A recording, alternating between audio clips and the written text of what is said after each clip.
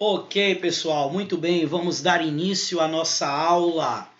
Hoje nós nos reencontramos para dar continuidade à aula da semana passada. Então, um grande abraço a todos aí, um abraço carinhoso, apesar da distância, a todos os nossos alunos CPC, professor Tarso Adriano. Estou muito feliz de estar de volta para a nossa aula de Biologia. Hoje, sexta-feira, dia 24 de abril. Bom, então, todo mundo atento, nós hoje temos assuntos muito legais a serem trabalhados. Semana passada falamos de proteínas na biologia A, hoje falaremos de enzimas, continuando. Falamos de especiação na biologia E, hoje falaremos de fatores evolutivos. Então, daremos continuidade ao nosso roteiro, beleza? Então vamos lá, porque nós temos muitas coisas interessantes a serem ditas, a serem comentadas. Eu costumo dizer que esse assunto ele não é dos mais fáceis, dos mais simples, mas ele é perfeitamente compreensível quando você foca aqui no assunto, toda a sua atenção está voltada para ele, você se atém aos detalhes e aí tudo fica bem resolvido, tá bom? Então vamos lá, galera. Vamos falar primeiro de enzimas, conteúdo da nossa biologia A, que é uma continuação do estudo de proteínas, tendo em vista que enzimas são tipos de proteínas com uma função específica, com a função de ser catalisador biológico. Então vamos lá comentar sobre isso.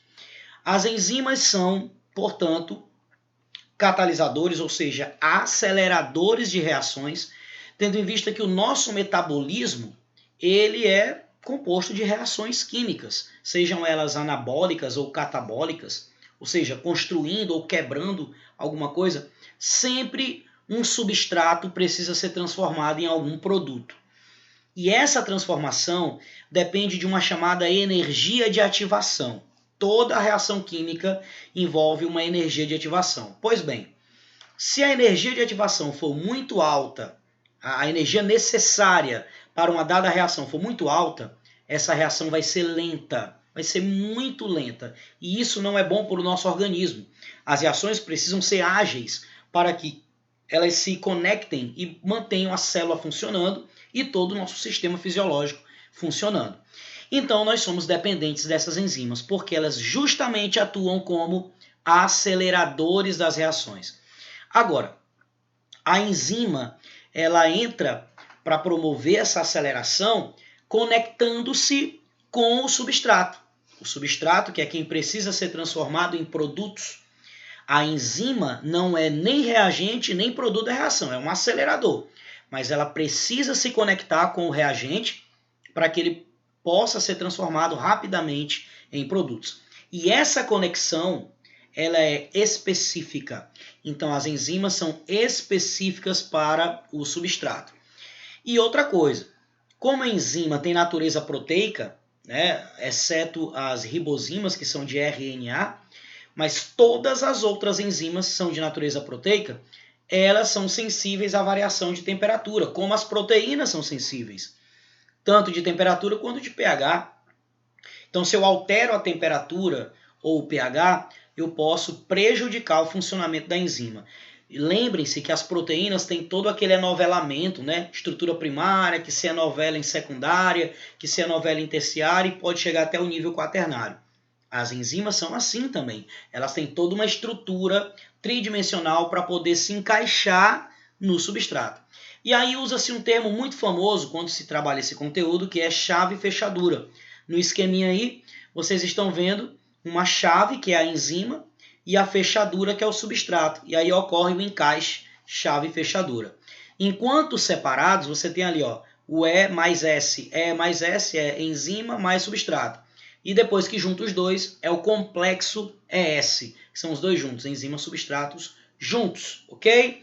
Então, para cada substrato que precisa ser metabolizado no nosso corpo, haverá uma enzima específica e adequada para acelerar esse processo, tá ok? Vamos lá então, nesse esquema conseguimos conferir a ação enzimática. A enzima está representada aí nessa estruturinha em azul ou violeta e o substrato está em amarelo. Olha como é bem didático isso. O substrato aí em questão é uma sacarose. Lembrem-se que a sacarose é um disacarídeo composto dos monossacarídeos, glicose ligado à frutose. Então, se vocês olharem aí, vocês vão perceber que glicose e frutose estão juntinhos. Então, é uma sacarose. E essa enzima em azul que está embaixo, ela tem um encaixe perfeito com essa sacarose. Então, essa enzima, com certeza, certamente será a sacarase. Havendo a conexão, que é o que vocês conseguem ver na sequência do esquema, havendo a conexão enzima-substrato, nós temos a especificidade do que chamamos ainda há pouco de chave fechadura. Essa enzima sacarase, ela vai fazer uma hidrólise, ou seja, ela vai quebrar uma molécula de água, e vocês podem conferir a molécula de água aí, olha, deixa eu colocar aqui com a setinha, olha a molécula de água aqui, galera, ela vai ser quebrada, então é uma hidrólise, para que se dela obtenha um hidrogênio e uma hidroxila. E com esses dois radicais obtidos da quebra da água, eu consigo separar os dois monossacarídeos. Que é a glicose, vai receber um dos radicais da água e a frutose vai receber o outro radical. E isso promove a separação dos dois. Mas olha um detalhe interessante. Quando os dois são separados, glicose com frutose, a gente acaba obtendo, então, novamente a enzima sacarase intacta. Nós temos a enzima sacarase intacta. Ou seja, ela entra no processo para acelerar a transformação do substrato, que aqui em questão é a sacarose, nos produtos que é glicose e frutose. Ela acelera o processo, mas ela não é parte do processo em si. Ela é um acelerador, mas ela não é nem reagente e nem produto. Então ela entra e sai do processo intacta, ok? Então tá aí um esquema que resume bem demais a função, a ação das enzimas. Só um detalhe, pessoal, que é importante ser dito. Algumas enzimas necessitam de um complemento para se tornarem ativas. Algumas enzimas têm um sítio chamado... Esse sítio aí, olha, que vocês estão vendo, que é o sítio onde a sacarose se liga, onde o substrato se liga, tá bem ali o nome em inglês, né? É sítio ativo. Vocês conseguem ver bem aqui no comecinho do esquema. O substrato se liga no sítio ativo, mas algumas enzimas têm um outro sítio chamado sítio alostérico. E nesse sítio alostérico conecta-se um ativador da enzima, ou seja, ela necessita de uma outra substância para que ela possa estar ativa. Então, os famosos ativadores enzimáticos são ou de natureza inorgânica, que são os cofatores enzimáticos, exemplo, sais minerais, e nós temos também as coenzimas, que são de natureza orgânica. Nós temos como exemplo as vitaminas. Então, sais minerais e vitaminas podem atuar como ativadores enzimáticos. Então, muitas enzimas em nós dependem desses ativadores. E somente com eles, elas podem funcionar bem. Exemplo, nós temos uma enzima que atua na retina chamada rodopsina. Esta enzima precisa da vitamina A para ela poder funcionar, para poder estimular a visão, evitando a cegueira noturna. Então, essa rodopsina, sem a vitamina A, ela é uma enzima inativa, chamada de apoenzima, enzima inativa. Colocou a vitamina A, ela se torna uma enzima ativa, chamada de holoenzima, escrito com H. Então, não é o caso dessa imagem. Prestem atenção, nessa imagem você tem uma enzima que já está ativada. Agora, outras enzimas precisam de um complemento, a exemplo da rodopsina, que eu acabei de falar, para se tornarem ativas. E os complementos ou são inorgânicos ou são orgânicos. Inorgânico é chamado cofator enzimático e orgânico é chamado de coenzima. Sais minerais, então, são exemplos de cofatores. Vitaminas são exemplos de coenzimas, ok? Anotem tudo aí. Vocês estão com o vídeo disponível, né? Então vão poder voltar, ver novamente o que eu falei e depois a gente tira as dúvidas no nosso encontro, tá? Definição de enzimas, então, são biocatalisadores enzimáticos, aceleram a velocidade das reações químicas, diminui a energia de ativação, como eu disse a vocês, diminui a energia necessária, então a reação ocorre mais facilmente, e não são consumidas, não se degradam, não é nem reagente e nem produto da reação, ok? Outra coisa, olha fatores que agem sobre a atividade enzimática. Temperatura, todo mundo sabe, que pode desnaturar uma proteína. Como a enzima é de natureza proteica, altas temperaturas desnaturam. Podemos ver aí no gráfico que o aumento da temperatura inicialmente é bom, porque aumenta a velocidade da reação. Você vê que do zero para frente, no caso do eixo da temperatura, a velocidade aumenta até um pico, onde chama-se de temperatura ótima. Passou dessa temperatura, a enzima começa a sofrer desnaturação. E aí a sua atividade começa a cair e a velocidade da reação, consequentemente, cai também. Então, temperatura é legal, mas o excesso dela é ruim porque desnatura. Nós aí podemos citar o exemplo do problema da febre alta, né? Nós somos seres homeotérmicos, que nosso organismo mantém uma temperatura interna constante em torno de 36,5, mas se o indivíduo tiver febre, essa febre chega a um ponto que ela tem que ser controlada. Caso contrário, o aumento excessivo de temperatura promoverá um colapso por conta da desnaturação das enzimas, das proteínas em geral, e vai acabar levando à morte. É um processo letal, realmente, febre alta sem controle, ok? Temos aqui também fatores como o pH. O pH, como nós já falamos, também interfere na ação de proteínas e, consequentemente, de enzimas. Um exemplo clássico são as enzimas que atuam no nosso trato digestório.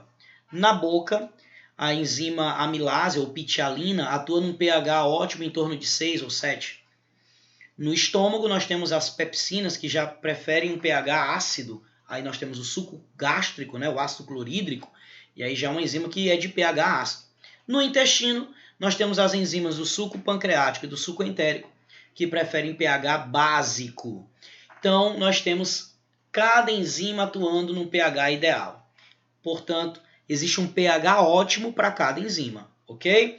Nesse gráfico aí, o pH ótimo não está designado o pH. Qual é o pH ótimo? Mas só que você entenda que cada enzima terá um ponto ótimo de atuação em um determinado pH. Algumas vai ser para o ácido, outras do neutro, outras para o básico, ok? Outro fator aí é a concentração enzimática. Quanto mais enzimas eu tenho disponível, mais a reação será agilizada, digamos assim, né?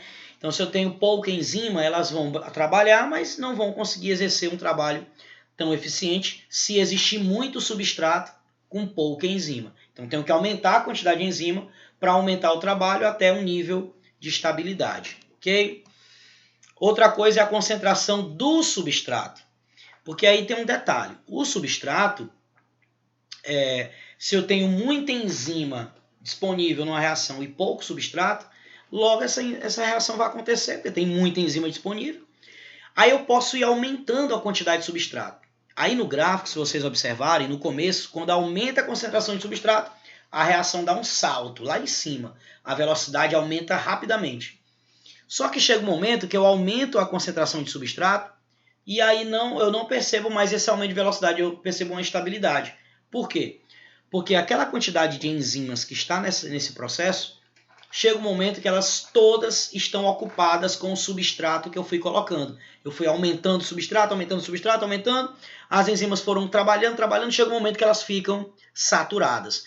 Desse ponto em diante, se eu continuar colocando o substrato, enzimas, não vão mais acelerar, elas vão só manter a velocidade de trabalho, independente da quantidade de substrato que eu coloque. Então, ou seja, as enzimas elas têm um limite de aumento de velocidade. Se eu colocar substrato demais, elas vão ficar saturadas e vão apenas estabilizar a velocidade da reação, ok? Outra coisa aí são os inibidores. Inibição enzimática, pessoal. As enzimas, elas podem ser inibidas. Isso é um problema sério, porque a inibição pode chegar ao ponto de inativar a enzima. Se vocês olharem aí, os inibidores eles podem ser reversíveis ou irreversíveis. Ou seja, uma enzima pode ser inibida e ficar inibida, ou essa inibição ela deixar de acontecer. E aí o que acontece? Os reversíveis eles podem ser competitivos quando um substrato ele tem outra substância que é parecida com ela, com esse substrato. Então, vamos supor aqui, minha mão é a enzima, minha outra mão aqui é o substrato. O encaixe é perfeito. Se eu tenho uma outra substância que se encaixa do mesmo jeito do substrato, ela vai ser um competidor. E a enzima não vai saber distinguir quem é o verdadeiro substrato e quem é o competidor. Ela acaba tendo que dar atenção aos dois e o ritmo de trabalho dela diminui, já que ela tem agora dois grupos de substâncias que ela tem que dar atenção. Então é chamado de inibidor competitivo. No caso do inibidor competitivo, a enzima não é degradada, não é modificada e faz o trabalho dela, com mais dificuldade, mas ela faz. Já o inibidor, vocês estão vendo a imagem aí? O substrato verde, né, que na imagem a enzima amarelinha, no canto esquerdo aí da tela. Aí o substrato verde encaixou, beleza. Aí do lado você vê a enzima encaixada com um rosinho aí. Só que essa molécula rosinha, ela só é parecida com o substrato, ela não é o próprio substrato. Então ela é um inibidor competitivo.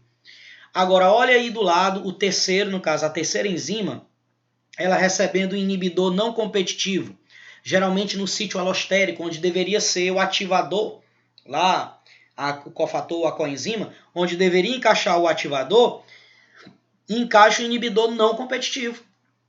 E veja que a enzima altera o seu formato. Veja dentro que ela está alterada dentro. E ao alterar o seu formato, ela não encaixa perfeitamente com o substrato. E isso impede que a reação continue. Ela não consegue acelerar o processo. Essa inibição não competitiva ela é mais grave do que a competitiva, porque na competitiva a enzima não é alterada. Ela continua trabalhando, só tem trabalho a mais.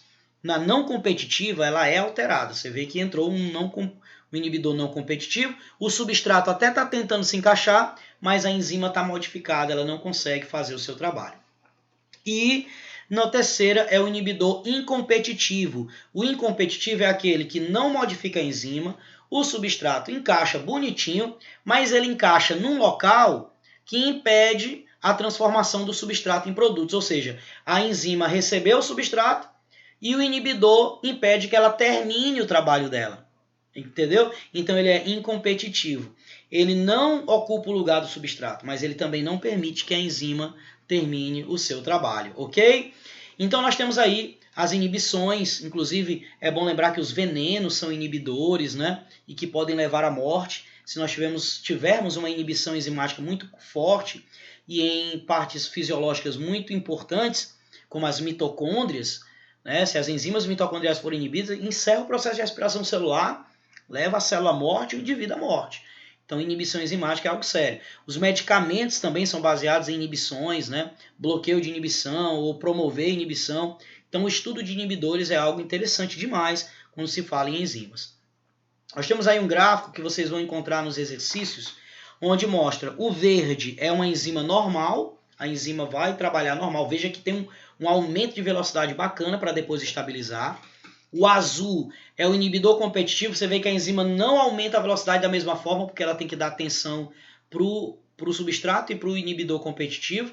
Então ela tem um trabalho a mais, mas ela consegue chegar até o final, porque ela não é deformada, ela continua o seu trabalho.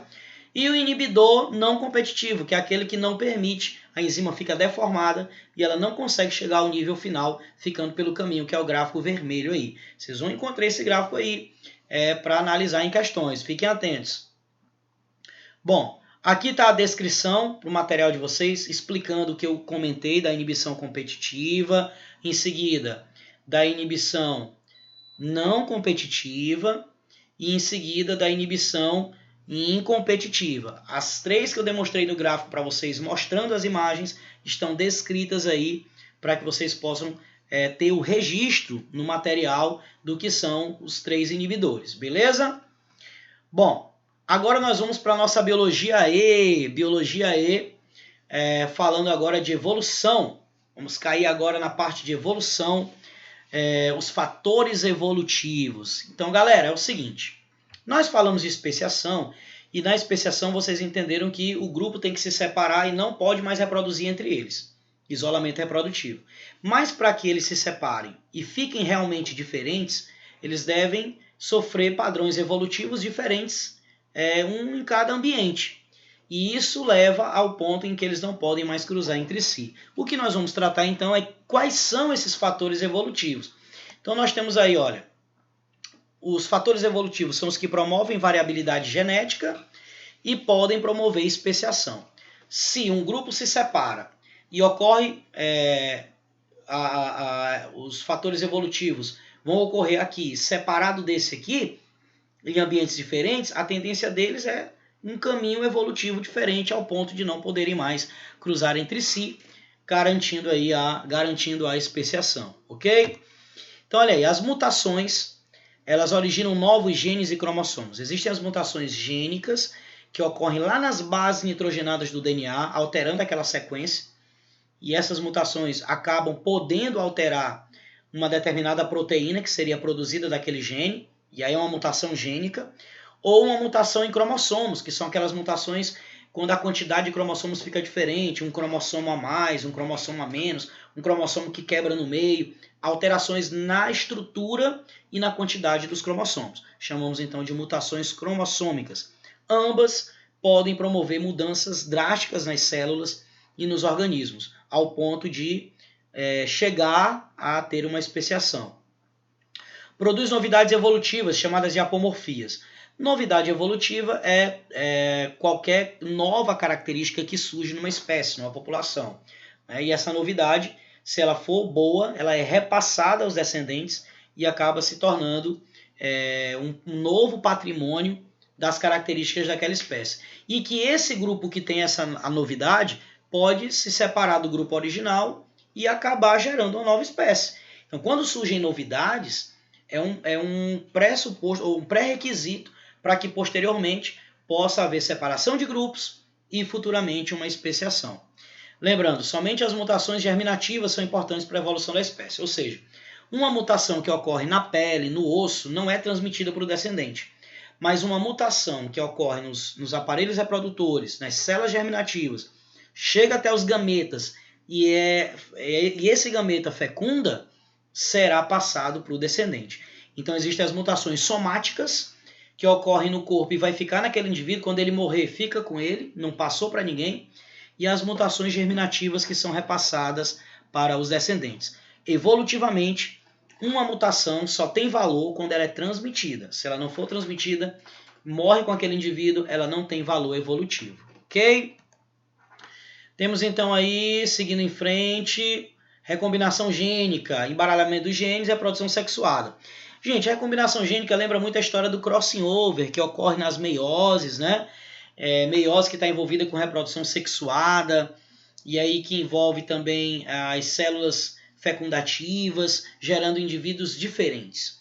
Lembrando só um detalhe, recombinação gênica não altera o gene, não altera a frequência daquele gene na população, apenas embaralha. Então, alguns autores consideram que a recombinação gênica não é um fator evolutivo de mudança de frequência gênica, é um fator evolutivo de potencializar o embaralhamento de mutações que se espalhem, ok? Então, lembrem-se disso. Na recombinação ocorre os homólogos trocando seus pedaços lá no crossing over, e depois vai para os gametas, e depois fecunda, embaralha tudo de novo, e isso potencializa que uma mutação que apareceu, de repente, possa seguir em frente, tá bom? Nós temos aqui a migração. Migração é um fator interessante porque promove fluxo gênico entre populações. Bom, se eu tenho populações separadas, mas que é possível haver migração, jamais eles vão ser novas espécies. Porque se há migração entre eles, a genética entre eles está sempre se encontrando, eles continuam cruzando entre si e mantêm a mesma espécie, mesmo vivendo em locais diferentes. É como a população humana.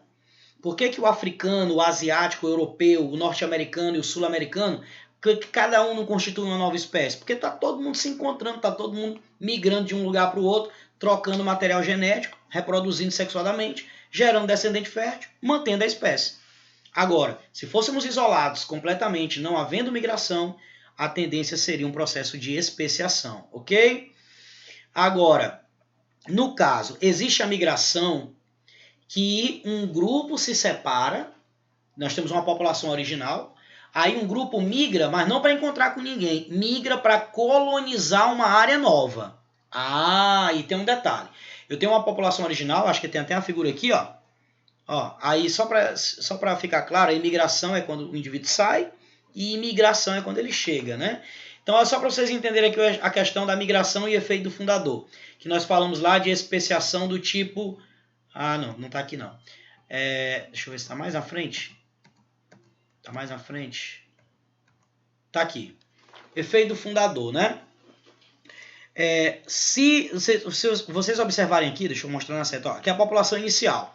Aí esses poucos indivíduos migram. Ó, se eles migram para colonizar uma nova área, eles não estão encontrando com ninguém. Eles chegaram, tem uma nova área que eles vão conquistar. Aí ali eles vão recomeçar fazendo reprodução e começando tudo de novo. O que vocês vão vendo aí? Ó, tá aumentando aqui de novo, aumentando até um novo grupo. Isso pode levar a uma especiação por efeito fundador, que a gente chama de especiação peripátrica. Um grupo vai para uma área próxima, periférica, e ali ele funda uma nova população, chamado então efeito fundador. É o que é dito no slide aqui que eu vou voltar. Tá aí, ó. A migração com isolamento geográfico pode gerar o efeito fundador. Se migrou, manteve isolamento geográfico e começou uma nova população ali, pode gerar uma especiação. Beleza? Show de bola. Aqui, galera, ó, derivas genéticas. A deriva genética é algo que a gente tem que entender bacana. O seguinte, se eu tenho numa população 40% de indivíduos homozigotos dominantes, 30% de heterozigoto, isso aí dá 70%. Ou melhor, se eu tenho 50% de homozigoto dominante, 30% de heterozigoto, que dá 80%, e 20% de recessivo, eu tenho um padrão de frequência gênica.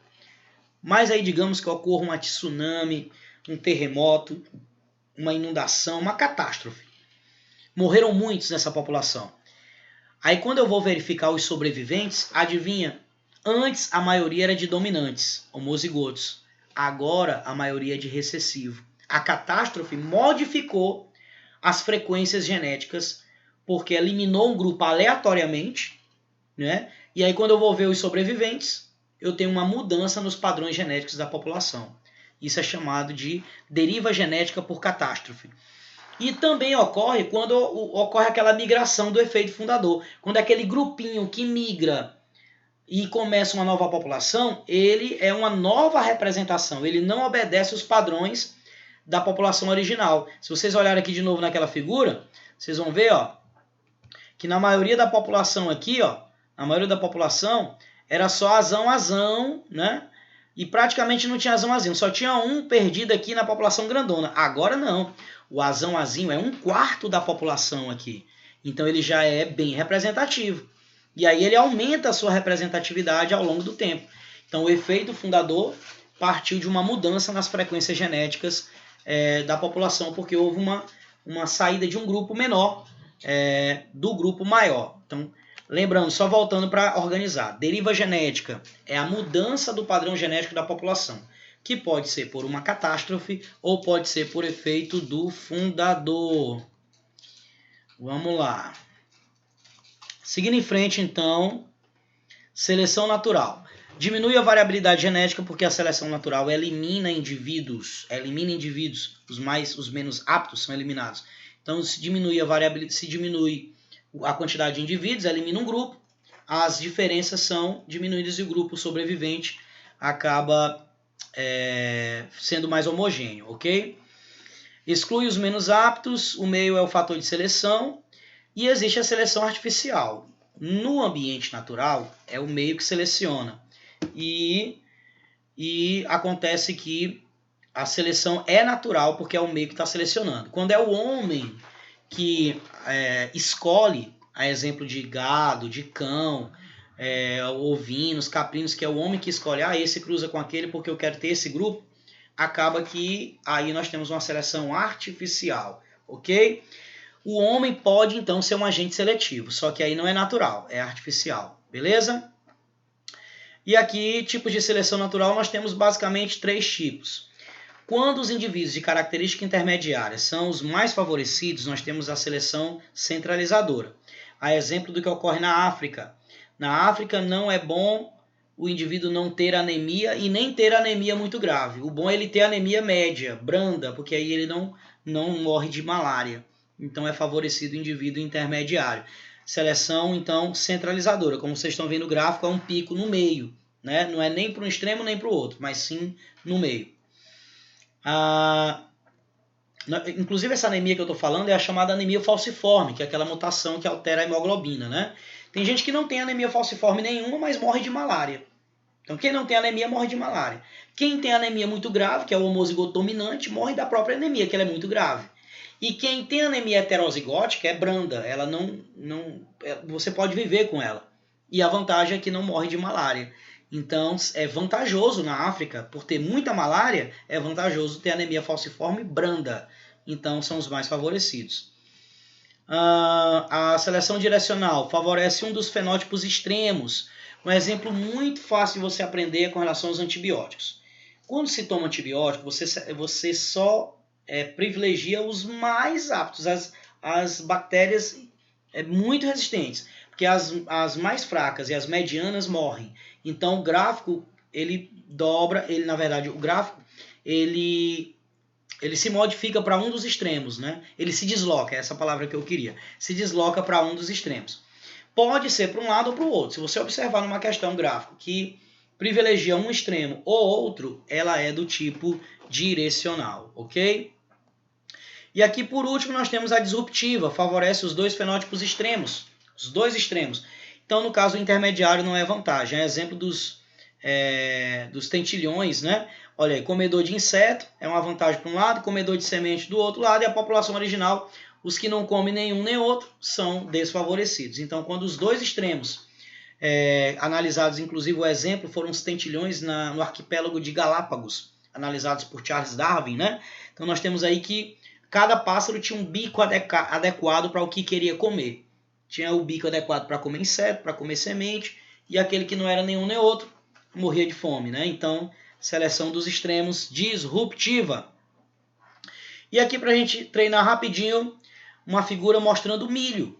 Gente, o milho é uma planta que não era para ir para frente, né? Olha como é que ela era aí nas gerações anteriores, né? Comparado ao milho atual. O milho esconde suas sementes, é todo estranho, ao invés de querer espalhar, esconde. Então foi o homem que promoveu cruzamentos que melhoraram as condições para que o milho se tornasse vigoroso e desse uma produtividade maior. Portanto, o milho é um exemplo de seleção artificial. O homem foi quem ajudou a manutenção dessa planta. Então tá aí, ó, gabarito, letra D. Seleção artificial de características de interesse a partir do cruzamento de variedades cultivadas em diferentes regiões. Então o homem foi estudando, foi percebendo, foi encontrando formas mais fortes, mais resistentes, mais robustas e acabou que temos aí um milho hoje que é vigoroso e produtivo, né? E valioso até. Nessa outra questão, nós temos os gráficos de tipos de seleção, e aí nós vemos facilmente que o gráfico original era uma seleção centralizadora e de repente abriu para os lados. Então nós temos os dois extremos sendo privilegiados. Trata-se então de uma seleção do tipo disruptiva. Tá aí, olha, seleção disruptiva, ok? E para fechar aqui, fala-se numa ilha do Pacífico, há muitos anos ocorreu uma tsunami que vitimou grande parte da população. Dos poucos sobreviventes, alguns deles possuem uma mutação gênica que foi transmitida para os descendentes. Ou seja, a população que era grande, muitos morreram, diminuiu a população e agora elas vão recomeçar tudo de novo. Quando um pequeno grupo recomeça uma população, chamamos isso de efeito do fundador. Gabarito então aí, letra B. Beleza? Bom, galera, como eu disse a vocês, eu forneci uma lista com questões tanto de enzimas quanto de efeito fundador para vocês exercitarem.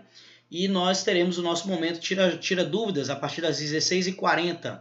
Das 16h40 até as 17h20, nós teremos esses 40 minutos para tratarmos aí das dúvidas de vocês, onde através do WhatsApp estarei disponível a todos, tá bom? Um grande abraço aí, um bom final de semana, bons estudos. Estamos juntos, galera. Valeu!